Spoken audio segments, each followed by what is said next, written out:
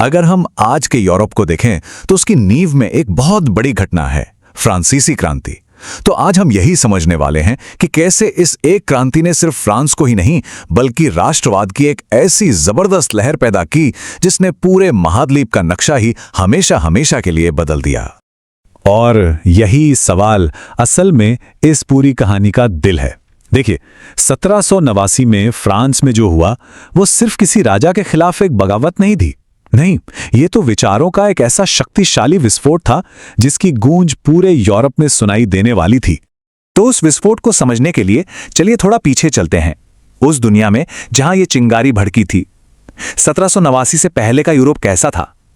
वो साम्राज्यों और राजतंत्रों का महाद्वीप था, जहां लोगों की पहचान उनके राजा या उनके शासक से होती थी, खुद से नहीं। उस वक्त ना दो तरह की सोच आमने सामने खड़ी थी। एक तरफ था सदियों पुराना वंशवादी शासन, मतलब राजा का राज, जहां आप सिर्फ एक प्रजा थे बस। और दूसरी तरफ एक बिल्कुल नया, एक रेवोल्यूशनरी आइडिया उभर रहा था, राष्ट्र राज्य का। यानी देश लोगों से बनता है, उनकी एक जैसी संस्कृति से बनता है, और यहां लोग प्रजा नहीं बल्कि बराबर के नागरिक होते हैं। और बस यही वो नया ब्लूप्रिंट था जो फ्रांसीसी क्रांति ने दुनिया के सामने रखा। ये सिर्फ एक विद्रोह नहीं था, ये समाज को चलाने के लिए एक पूरी की पूरी नई रूल बुक थी, जो राजाओं और जमींदारों के हजारों साल पुराने अधिकार को सीधी चुनौती दे रही थी। तो भाई, वो कौन से विचार थे जिनमें इतनी ताकत थी कि वो बड़े बड़े साम्राज्यों को हिला सकते थे? कमाल की बात यह है कि सारी शक्ति सिर्फ 3 शब्दों के एक नारे में छिपी थी। एक ऐसा नारा जो बहुत जल्द पूरे यूरोप के कोने कोने में गूंजने वाला था। पहला शब्द था स्वतंत्रता, मतलब हर इंसान को अपने फैसले लेने की आजादी हो, वो किसी राजा या जमींदार का गुलाम ना हो। दूसरा था समानता। ये एक बहुत ही क्रांतिकारी विचार था कि कानून के सामने सब बराबर हैं, चाहे कोई आम किसान हो या फिर शाही खानदान का कोई सदस्य, कोई फर्क नहीं। और तीसरा था बंधुत्व, यानी भाईचारे की भावना। ये एहसास कि हम सब एक ही देश, एक ही राष्ट्र का हिस्सा हैं और हमें एक दूसरे का साथ देना चाहिए। ये समझना बहुत जरूरी है कि ये सिर्फ सुनने में अच्छे लगने वाले शब्द नहीं थे। उस जमाने के हिसाब से ये बहुत ही खतरनाक विचार थे। ये उस पूरे सिस्टम पर सीधा हमला थे जिस पर यूरोप की राजशाही और समाज टिका हुआ था। और इन तीनों विचारों की जड़ में था एक सिद्धांत, लोकप्रिय संप्रभुता। इसका सीधा सा मतलब था कि असली पावर, असली ताकत राजा के पास नहीं बल्कि देश की जनता के पास है।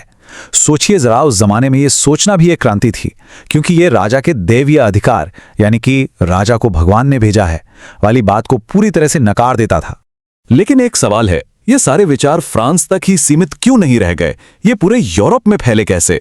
अच्छा, यहीं पर कहानी में एक ऐसे शख्स की एंट्री होती है जो अनजाने में इन क्रांतिकारी विचारों का सबसे बड़ा स्प्रेडर बनने वाला था, नेपोलियन बोनापार्ट। देखिए, कहानी 1789 में क्रांति की चिंगारी से शुरू होती है और फिर 1800 के दशक की शुरुआत में नेपोलियन की सेनाएं इन चिंगारियों को अपने साथ लेकर पूरे यूरोप में फैला देती हैं। मतलब युद्ध इन विचारों को फैलाने का एक जरिया बन गया। नेपोलियन की सेनाएं जहां भी गई वो सिर्फ जमीन नहीं जीत रही थीं, उनके तोपगोलों के साथ साथ स्वतंत्रता, समानता और राष्ट्रवाद के ये विचार भी सफर कर रहे थे। एक तरह से नेपोलियन की जीतें इन नए और खतरनाक विचारों के लिए एक एक्सप्रेसवे बन गईं। तो ये हुआ कैसे? असल में नेपोलियन के हमलों ने पुराने कमजोर साम्राज्यों की नींव हिलाकर रख दी। जब लोगों ने देखा कि सदियों से चले आ रहे राजा महाराजा हार सकते हैं, तो उनमें ये हिम्मत आई कि वो अपना शासन खुद भी चुन सकते हैं। आत्मनिर्णय का यही विचार असल में आधुनिक राष्ट्रवाद का बीज था। और जब ये बीज बोया गया तो इसका नतीजा क्या निकला? नतीजा ये हुआ कि ये चिंगारी पूरे महाद्वीप में जंगल की आग की तरह फैल गई और इसकी लपटों में से नए नए राष्ट्रों का जन्म होना शुरू हो गया। अब जो नई सोच उभर रही थी वो कुछ ऐसी थी। लोगों के लिए राष्ट्र का मतलब अब राजा का इलाका नहीं था।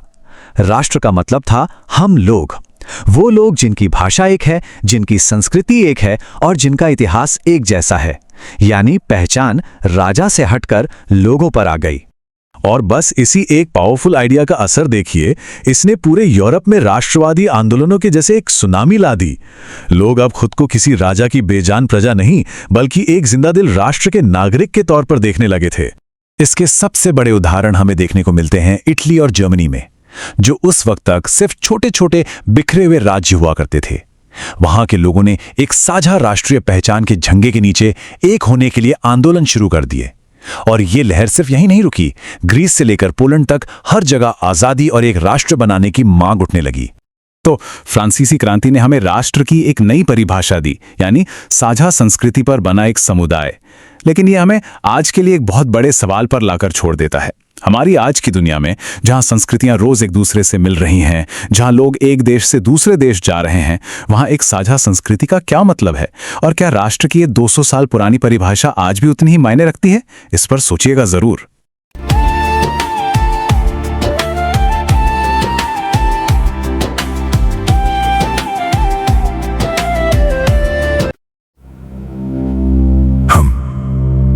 अक्सर अपनी जिंदगी में दूसरों से तुलना करते रहते हैं। वो क्या कर रहा है, वो कितना आगे है, उसके पास क्या है। और इसी चक्कर में हम अपनी सबसे बड़ी ताकत को भूल जाते हैं, खुद को। सच्चाई ये है कि हर इंसान के अंदर एक ऐसी ताकत होती है जो उसे बाकी सबसे अलग बनाती है।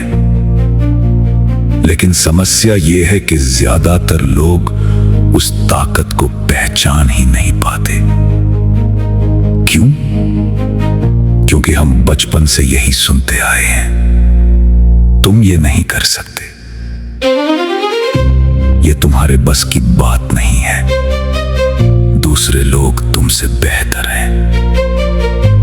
धीरे धीरे ये बातें हमारे दिमाग में बैठ जाती हैं और हम खुद पर शक करने लगते हैं। लेकिन एक बात हमेशा याद रखना, दुनिया आपको उतना ही कमजोर मानती है जितना आप खुद को मानते हो। जब तक आप खुद को नहीं पहचानोगे, तब तक दुनिया भी आपको नहीं पहचानेगी। अब सवाल यह है, अंदर की ताकत पहचाने कैसे? पहला कदम है खुद के साथ समय बिताना। जब आप अकेले होते हो, बिना किसी डिस्ट्रैक्शन के, तभी आप अपने असली विचारों को सुन पाते हो। दूसरा कदम, अपने डर का सामना करना। जिस चीज से आप डरते हो, अक्सर वहीं आपकी सबसे बड़ी ताकत छुपी होती है। तीसरा कदम, छोटी छोटी जीत को पहचानना। हम बड़े अचीवमेंट्स का इंतजार करते हैं, लेकिन असली ताकत छोटी छोटी जीत से बनती है। दोस्तों, जब आप खुद को समझना शुरू करते हो, तो आपको एहसास होता है कि आपके अंदर वो सब कुछ है जो आपको आगे बढ़ने के लिए चाहिए। आपको किसी बाहरी मोटिवेशन की जरूरत नहीं होती, आप खुद अपनी मोटिवेशन बन जाते हो। और जिस दिन ऐसा हो गया, उस दिन कोई भी ताकत आपको रोक नहीं सकती। रास्ते में मुश्किलें आएंगी, लोग आपको गिराने की कोशिश करेंगे, कभी हालात आपके खिलाफ होंगे। लेकिन अगर आपने अपने अंदर की ताकत पहचान ली, तो आप हर बार उठ खड़े होगे। क्योंकि अब आप दूसरों पर नहीं, खुद पर भरोसा करते हो। और याद रखना, जिस इंसान को खुद पर भरोसा होता है, उसे हराना लगभग नामुमकिन होता है। तो आज से एक फैसला लो, दूसरों को खुश करने के लिए नहीं, खुद को पहचानने के लिए जीना शुरू करो। क्योंकि आपकी असली ताकत आपके अंदर ही है।